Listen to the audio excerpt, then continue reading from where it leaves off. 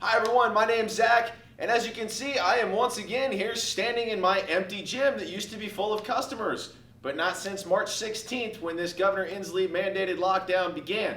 So the reason that I'm doing this series of videos is I believe that the media is absolutely not asking vital questions that the state of Washington needs to answer for us and remain accountable for.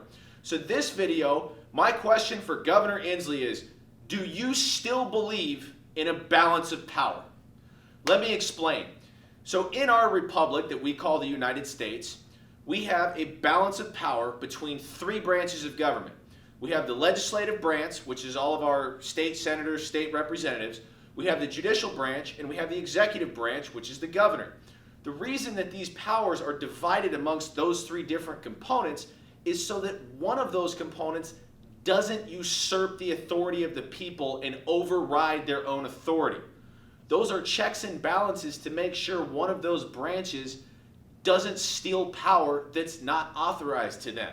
So they balance each other out. So I want to explain this by going to the whiteboard. We have a three-legged stool right here, okay?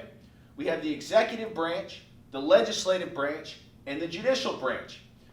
This stool stays standing and doesn't collapse because the weight of the stool is balanced between each of the three legs, keeping it symmetrical and stable. However, since March 16th, when all of these lockdowns happened, our legislature, the Washington State Legislature, has been on recess. The state legislature has not voted one time on any of these shutdown measures, not once. There have been multiple lawsuits that have been filed in county courts, in federal courts, in state Supreme Court. Not one of those cases has yet to be heard. Not one. To go even further on that point, there was a case that was filed in Douglas and Chelan County challenging components of the stay-at-home order. You know what the state's response was? The state motioned to move that trial from Chelan and Douglas County to Thurston County, claiming they cannot get a fair trial in those counties. The Washington State representatives argued that because the law was enacted in Thurston County, which is the county that the state capital is, that it must be tried there. What? Okay, if every state law in Washington is passed in Olympia because that's where the state capital is. So if every case is to be tried in the county of the state capital, then what the hell do we have 39 counties for? Why? Why do we even distinguish between counties if every case must be heard in the jurisdiction that the law was passed when every state law is passed at the state capital? It's asinine.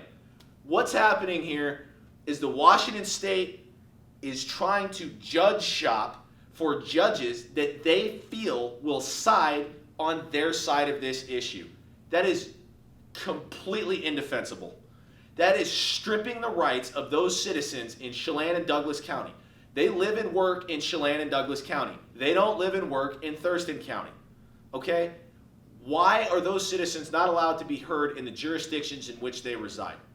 Because the Washington state government has made a decision that they want to try to manipulate the judicial system to try and favor their own agenda. That cannot be allowed. The judicial system is supposed to be a separate leg and a check on power against the executive. So what happens, we essentially have an executive branch that has been ruling our government for over 2 months. Let me put this into perspective. If you are a Democrat, how would you feel if Donald Trump was allowed to operate without congressional oversight and without judicial oversight? If you're a Republican, how would you feel if Bernie Sanders was able to operate without legislative oversight and without judicial oversight?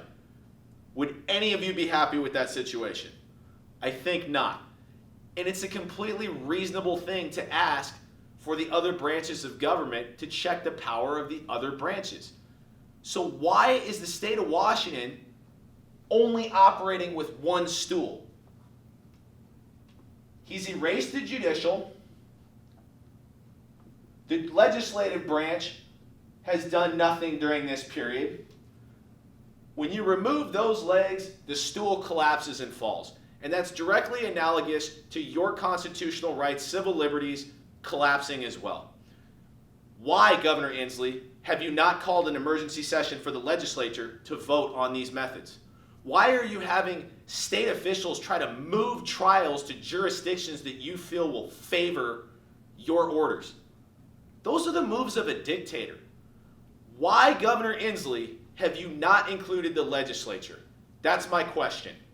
Governor Inslee, please let us know why the other two branches of government have been completely ignored and you are ruling through entirely executive power.